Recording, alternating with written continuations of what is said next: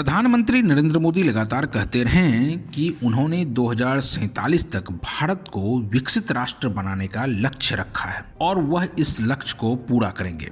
लेकिन क्या सच में यह लक्ष्य पूरा होगा, पूरा हो सकता है या नहीं, और क्या है विकसित राष्ट्र का पैमाना, आज हम आपको इस वीडियो में बताएंगे। क्योंकि आप नरेंद्र मोदी की बातों पर विश्वास तो कर लेते होंगे कि भारत 2047 तक विकसित राष्ट्र बन जाएगा। हमारा लक्ष्य है 2047 हिंदुस्तान विकसित होना ही चाहिए, नो कॉम्प्रोमाइज। आजादी के 100 साल हम ऐसे ही नहीं बिताएंगे, आजादी के 100 साल ऐसे बनाएंगे कि दुनिया में विकसित भारत का झंडा फहरता होगा। पैमाना क्या है विकसित राष्ट्र बनने का, इस पर आपने अभी तक गौर नहीं किया है। आज हम आपको बताएंगे कि विकसित राष्ट्र बनने का पैमाना क्या है। चीन का जीडीपी भारत से 5 गुना ज्यादा है, फिर भी वह विकसित राष्ट्र की श्रेणी में नहीं है। फिर भारत कैसे यह लक्ष्य हासिल कर पाएगा, इसी पर आज ये हमारा वीडियो है।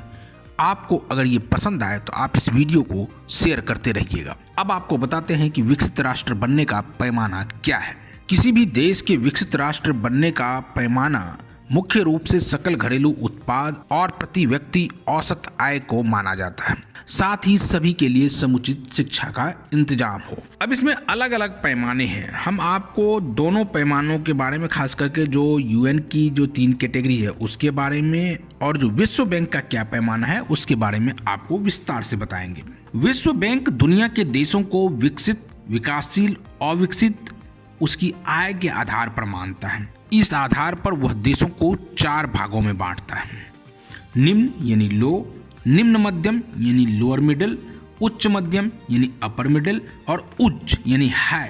यह पैमाना हर साल 1 जुलाई को अपडेट होता है। इसे पिछले कैलेंडर वर्ष के प्रति व्यक्ति सकल राष्ट्रीय आय यानी ग्रॉस नेशनल इनकम यानी जीएनआई के आधार पर तय किया जाता है। जीएनआई अमेरिकी डॉलर में गिनी जाती है और इसकी गणना 1989 के एटलस मेथड से की जाती है। विश्व बैंक ने $14,005 प्रति व्यक्ति जीडीपी वाले देशों को हाई इनकम ग्रुप में रखा है। यानी आप समझ सकते हैं कि अगर आपकी प्रति व्यक्ति आय $14,005 प्रति व्यक्ति है, तब तो आप हाई इनकम ग्रुप यानी कि विकसित देशों की श्रेणी में आ सकते हैं। अगर ऐसा नहीं है तो आप बिल्कुल भी नहीं आएंगे। एटलस मेथड में करेंसी एक्सचेंज रेट 3 साल में आय उतार चढ़ाव के औसत के आधार पर तय होता है। इस आधार पर 2023 में 12% देश लो इनकम कैटेगरी में और 40% हाई इनकम कैटेगरी में रखे गए थे।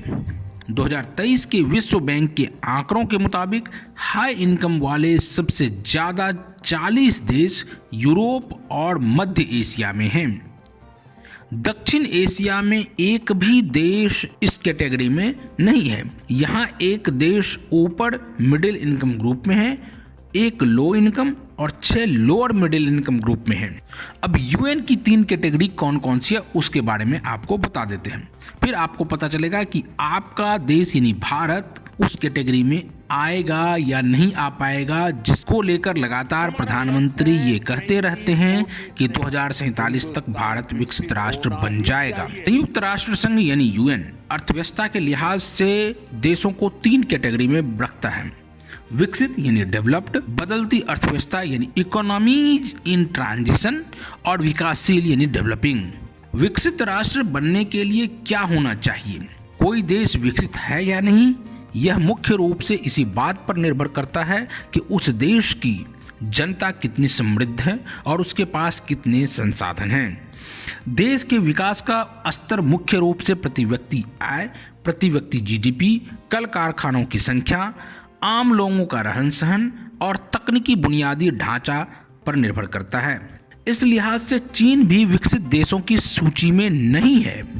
2024 में चीन की प्रति व्यक्ति जीडीपी $13,303 थी, जबकि अमेरिका में यह आंकड़ा $85,809 था।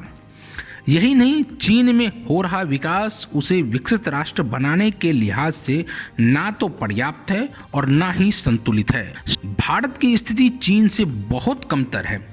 2024 में भारत का प्रति व्यक्ति जीडीपी महज $2,694 था, यानी कि आप समझ सकते हैं कि ये लगभग चीन से भी 5 गुना पीछे।